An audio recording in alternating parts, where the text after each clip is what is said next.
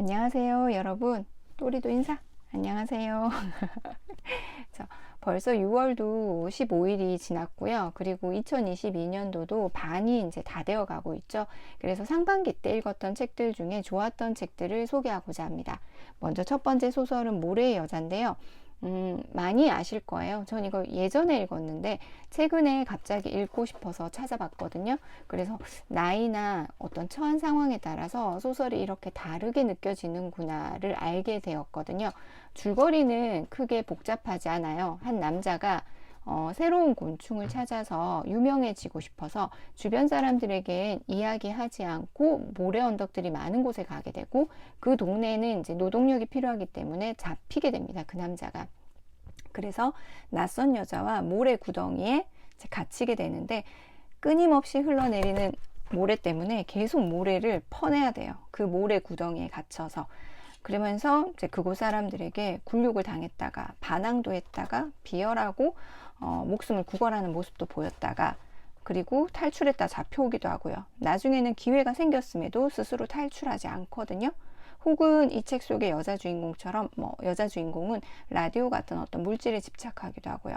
그래서 끝없이 모래를 반복하고 퍼내는 모래 구덩이라는 게 어쩌면은 우리 모두의 삶이 아닐까. 우리 모두 각자의 그 모래 구덩이에 살고 있는 건 아닐까 싶습니다. 그 속에서 일어나는 일들은 이제 각자의 몫이겠죠. 그러니까 모래 구덩이라는 것이 인간의 삶의 어떤 부분하고도 치환이 된다고 할까요? 그래서 다시 읽으면서 더 깊이 느꼈고 더 재미있었던 책입니다. 그래서 이 책을 제독한 책이지만 뽑아봤고요. 그리고 고전으로는 요겁니다. 메데이아요. 제가 수박 주스 먹다가 이렇게 흘려가지고요. 이렇게 종이를 끼워놨는데, 제발 이렇게 안 부풀기를. 그리스의 3대 비극 작가라고 하죠. 그 중에 한 분인 에우리피데스의 이제 그 희곡들이 담겨져 있는데요. 메데이아, 그 다음에 또 다양한 다른 것들도 담겨 있거든요. 히폴리토스도 담겨 있고요. 그 다음에 엘렉트라고 알케스티스도 담겨 있습니다.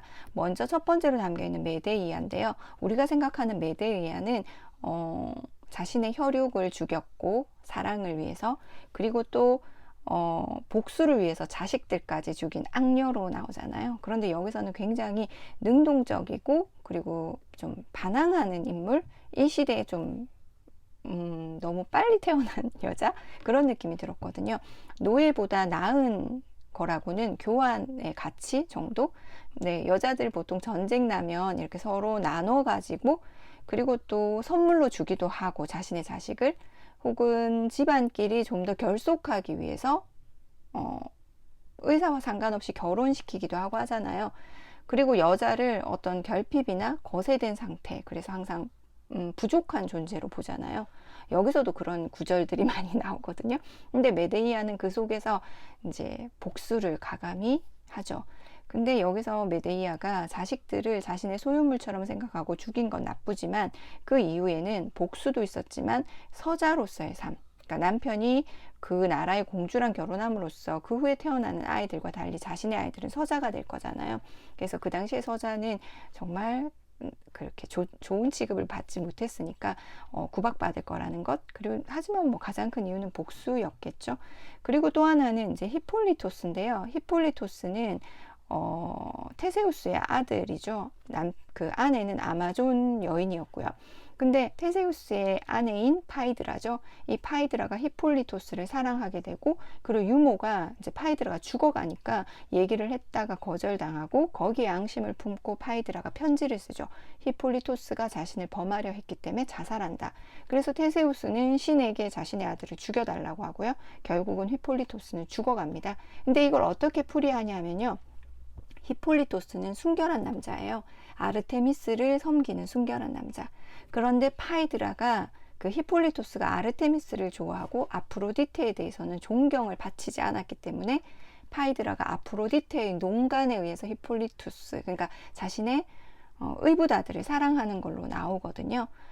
결국 나중에 아르테미스가 이 복수를 위해서 아프로디테가 사랑하는 아도니스를 죽였다라는 판본도 있다라고 합니다. 결국 인간의 그 꼬이고 꼬인 운명이 알고 보면 신들의 농간, 그러니까 존경을 바치지 않으면 안 되고, 그리고 또 각자의 시인의 운명에 의해서는 어쩔 수 없는 그런 이야기들이 담겨 있거든요. 그러면서 이제 히폴리토스가 신들이 시켜서 실수한 거고 그건 당연하니, 그러니 아버지를 미워하지 말라는 신들의 말에 이제 테세우스를 용서하면서 떠나거든요. 그리고 이제 아가멤논과 클리타임네스트라의 딸인 엘렉트라 이야기, 그리고 남편을 대신해서 죽었다가 헤라클레스가 구해서 데리고 오는 알케스티스 얘기들이 담겨 있는데요. 일단은 그리스 로마 신화의 신들의 이름을 좀 많이 아셔야 될 거예요. 뭐 예를 들면은 누구의 아들, 누구의 딸 이런 식으로 많이 나오기도 하고요. 그리고 그리스 신화에 나오는 다양한 괴물이라던가 지형, 지물들이 설명이 되거든요.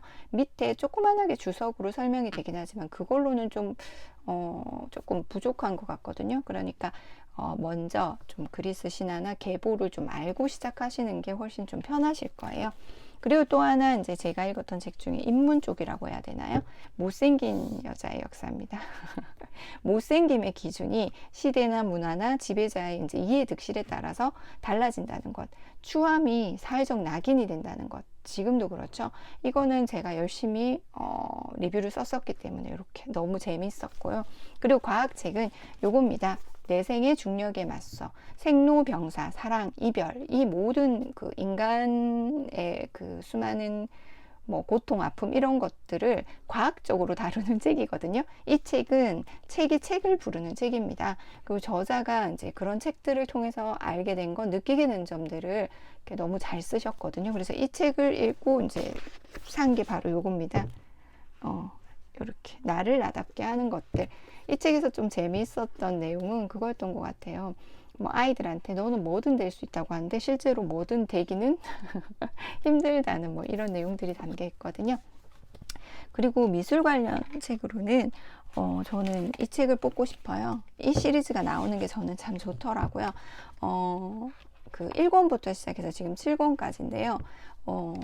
역사하고 미술하고 같이 다루고 있는 책인데, 역사를 많이 아시는 분들, 그리고 미술에 대해서 조예가 깊으신 분들은 알고 있는 건데 뭐 이렇게 생각하실 수도 있는데, 저는 참 좋았던 게 특히 고대 부분이에요.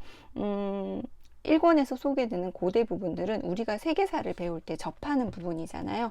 그런데 그게 너무나도 제국주의의 시선에서, 그리고 그때 당시 세계를 좀 제패하다시피 했던 유럽의 시선으로 이집트나 인도나 그리스나 그들의 문명이 규정되고 이름까지 지어졌다는 것이 되게 좀 분노도 했고 재미있기도 했거든요. 이제 새로운 사실을 아니까. 그러니까 뭐 그리스 같은 경우는 그리스에는 엘긴 마블이 없다라던가, 그리고 이집트에는 피라미드와 스핑크스가 없다.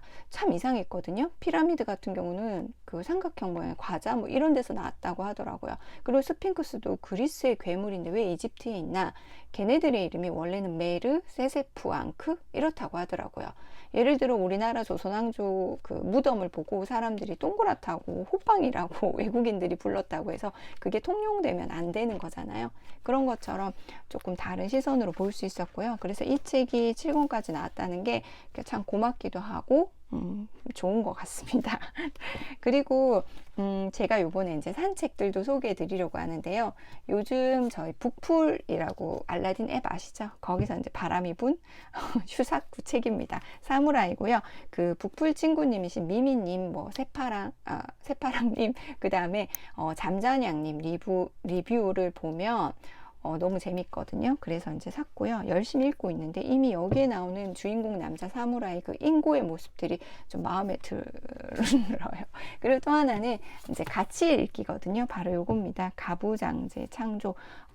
요만큼 읽었어요. 그럼에도 너무 재밌고, 이 책의 앞부분에서 이제 프로이드가 언급이 되거든요. 그래서 프로이드에 대해서 이제 알아봤는데 굉장히 좀 그렇더라고요. 아까 제가 앞에 말씀드린 것처럼 여성이란 존재 자체가 거세된 인간이기 때문에 항상 남성이 가진 것을 부러워하고 열등적이고 질투가 강하고 뭐 이런 식의 내용들이 굉장히 많더라고요. 그래서 프로이드에 대해서 좀 새로운 면을 알게 됐다고 하나요? 그래서 이제 그 프로이드 책을 한번 또 읽어보고 싶은 마음도 생겼어요. 그리고 또 하나는 요겁니다.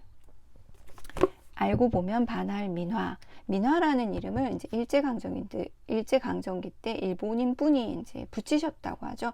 근데 민화가 너무 폄하된 것 같아요. 뭐 백성민 그림화자, 그래서 누구나 그릴 수 있는 그림, 누구나 그릴 수 있지만 그 속에 해악, 풍자, 그리고 그 시대 사회상이 정말 많이 담겨 있어서 재미있다라고 생각을 하거든요. 뭐 대표적으로 호랑이, 토끼 그림, 뭐 호작도 이런 그림 있죠. 특히 호작도 같은 경우는 까치가 우리나라 전통신인 선왕신의 그 전령이라고 해요.